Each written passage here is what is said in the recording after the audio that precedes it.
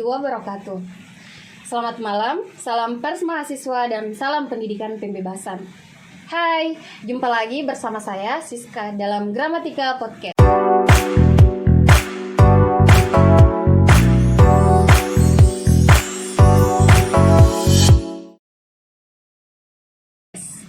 Jadi hari ini adalah episode pertama dari Gramatika Podcast. Kembali bersama pembicara hebat yang sampai saat ini sangat menginspirasi kita. Baik, sahabat Gramatika TV, dan tentu saja saya tidak sendirian karena saya sudah bersama kawan di Nugraha.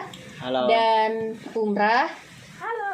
Yang merupakan salah satu tim ketua PPK Ormawa Himaprodi PBSI FBS UNM dan ketua PKM 2023.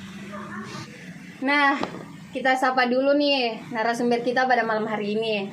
Selamat malam kawan di dan Kaumrah. Malam. Kali ini kita akan membahas tips and trik lolos PPK Ormawa dan PKM.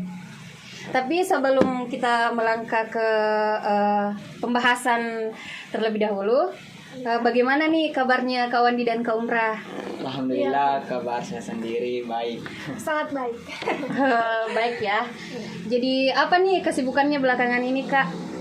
Ya, kesibukannya mengurus PKM dan juga kuliah tentunya. Kalau kawan di sendiri? Kalau saya mungkin sibuk skripsi. Skripsi ya. Udah Biasalah semester berapa, Kak? Semester 7. Masya Allah. Iya, bercanda. Dengar-dengar nih kawan di dan Kaumrah lolos pendanaan PPK Ormawa dan PKM yang diadakan oleh Kemendikbudristek ya? Ya, alhamdulillah teman-teman dari Himaprodi PBSI FBS UNM lolos pendanaan PPK Ormawa dan sekaligus alhamdulillah kami berdua juga lolos di kegiatan lainnya yaitu PKM. Alhamdulillah, suatu kesyukuran yang patut kita syukuri juga. Tentunya dari Masya Allah. Kalau boleh tahu nih judul PPK Ormawa yang akan dilakukan nantinya itu seperti apa ya, Kak? Ya, jadi judul kami itu tentang pengembangan pojok literasi untuk mewujudkan masyarakat cerdas dan berdaya secara ekonomi berbasis wisata budaya di Desa Sanrebone, tepatnya di Kabupaten Takalar. Iya. Oh, jadi nanti bakalan mengabdi di Takalar, Dik? Iya. Bagus tuh. Bentuk pengabdiannya itu seperti apa ya, Kak? Nah, untuk bentuk pengabdiannya nanti teman-teman dari Himaprodi itu bakalan membangun 6 pojok literasi di setiap dusun. Nah, di setiap dusun itu ada pojok literasi dan setiap pojok literasi itu ada kebermanfaatannya atau tempatnya beda-beda, misalnya untuk pelatihan pembuatan konten, pelatihan manajemen keuangan dan sebagainya. Nah, kalau Kak Umrah sendiri di PPK Ormawa nanti perannya sebagai apa ya, Kak? Kalau boleh tahu. Ya, saya di sini membantu tim di Takalar nanti itu saya membantu bagaimana mengelola keuangannya dengan baik, bagaimana menata pojok literasinya, kan ada 6 pojok literasi, nanti kita tata semuanya, bagaimana baiknya, bagaimana menariknya, dan juga tentunya di posko kan kita nanti pengabdian di sana, bagaimana kita memasak untuk laki-lakinya. Ya. Jadi ceritanya Kak Umrah di sini sebagai ibu ya di tim PPK Ormawa nanti. Iya, belajar jadi ibu, tapi Masya belum ada Allah. bapaknya. Kalau boleh tahu nggak sih kenapa PPK Ormawa ini dilakukan di Takalar ya, Kak? Jadi PPK Ormawa ini dilakukan di Takalar atau tepatnya di Desa Sanrebone karena kami awalnya sudah melakukan observasi bersama beberapa tim dan juga mendapat saran-saran dari beberapa pimpinan, dan makanya kami memilih Desa Sanrebone karena kami melihat ada masalah yang harus diselesaikan dan ada potensi yang ada di Desa Sanrebone, yaitu tempat wisata budayanya, dan bagaimana penduduknya atau masyarakatnya yang menerima kami dengan respon yang sangat positif seperti itu. Baik. Nah, kalau untuk PKM sendiri judul lolos pendanaan itu tentang apa ya, Kak Umrah? Kalau tim saya itu meneliti tentang bagaimana genealogi kepemimpinan manusia bisu sebagai gender kelima dalam kebudayaan Bugis dan perannya dalam partisipasi politik. Jadi kenapa Kak Umrah memilih penelitian tentang bisu ini? Dalam judul ini kan mencakup bagaimana kebudayaan Bugis ya, dahulunya bagaimana, dan itu menjadi daya tarik tersendiri bagaimana anak muda zaman sekarang milenial ini kembali belajar bagaimana sih kearifan lokal, ternyata ada yang namanya manusia bisu, gender kelima dan lain-lain. Jadi menyangkut tentang kebudayaan Bugis, Di? Iya. Nah, untuk Kak Wandi sendiri judul lolos pendanaan itu tentang apa ya Kak? Kalau saya judul penelitian yang lolos itu tentang bahasa tersamar dalam klausul baku untuk mengungkap kekerasan simbolik yang terjadi dalam transaksi produk asuransi. Ya, seperti itu. Kenapa Kakak memilih penelitian tersebut? Karena saya melihat di sini bahwa di dalam transaksi produk asuransi itu terdapat beberapa kata yang tidak sesuai yang berpotensi untuk merugikan konsumen, sehingga itu yang patut untuk diteliti sehingga kedepannya konsumen tidak lagi dirugikan seperti itu. Nah, pasti di sini teman-teman mahasiswa pengen tahu nih tips and trick lolos PPK Ormawa dan PKM.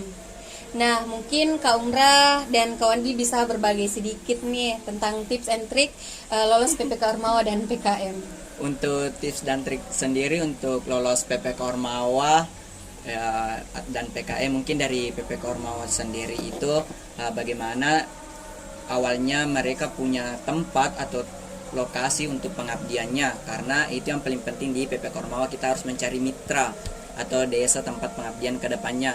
Nah, untuk tipsnya itu mungkin bisa bagaimana bisa menemukan tim yang bagus yang mampu bisa bekerja sama dan tentu mendapat bimbingan dari dosen pendamping dan percaya sama temannya. Kalau untuk PKM sendiri itu mungkin tipsnya percaya dengan proses, karena ini juga tahun ketiga saya mengikuti PKM dan alhamdulillah baru tahun ini lolos pendanaan, yang sebelumnya 2 tahun gagal. Jadi intinya percaya dengan proses, karena esensi hasil sebenarnya itu adalah hadiah. Dari saya sih yang pertama itu niatnya. Bagaimana teman-teman tim itu kembali kuatkan niatnya, bagaimana menyusun proposal, mengikuti PKM ini, ajang ini dengan sungguh-sungguh. Dan juga yang kedua itu bagaimana konsultasi lebih banyak dengan dosen pembimbing, dengan orang-orang yang lebih berpengalaman di bidang PKM tersebut. Dan juga yang ketiga tentunya Solidaritas yang ya, ketiga Kak. itu solidaritas dari timnya tersebut.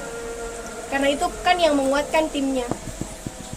Nah, terakhir nih Kak Wandi dan Kak Umrah, bagaimana sih berlembaga itu? Karena banyak ya beranggapan bahwasanya jika ikut berlembaga maka memperlambat penyelesaian studi kita.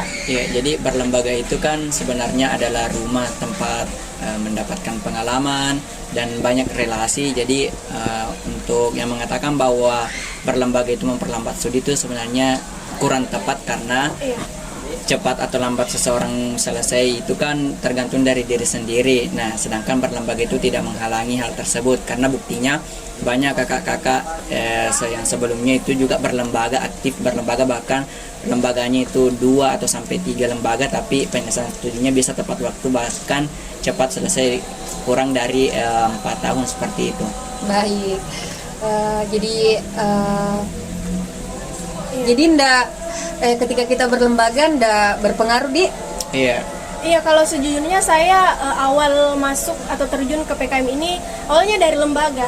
Karena lembaga Himaprodi PBSI UNM itu mewadahi kita, ada yang namanya sekolah PKM. Jadi kita mahasiswa itu masuk dalam dibimbing bagaimana mencari judul yang tepat, yang menarik. Makanya hasilnya kenapa kita bisa lolos, karena dari himpunan, memang dari Himaprodi PBSI UNM tentunya kita memang diwadahi, benar-benar diwadahi. Iya, jadi dari Himaprodi juga dari berlembaga kita bisa lolos, bahkan juga dari PPK Ormawa ini, karena kami kan PPK Ormawa ini untuk lembaga kemahasiswaan, dan alhamdulillah berkat kami gabung di Himaprodi itu berlembaga, kami bisa lolos pendanaan dan target kami bisa mengikuti jejak kakak-kakak yang sampai nasional, dan kami berharap tahun ini juga bisa sampai di nasional seperti itu.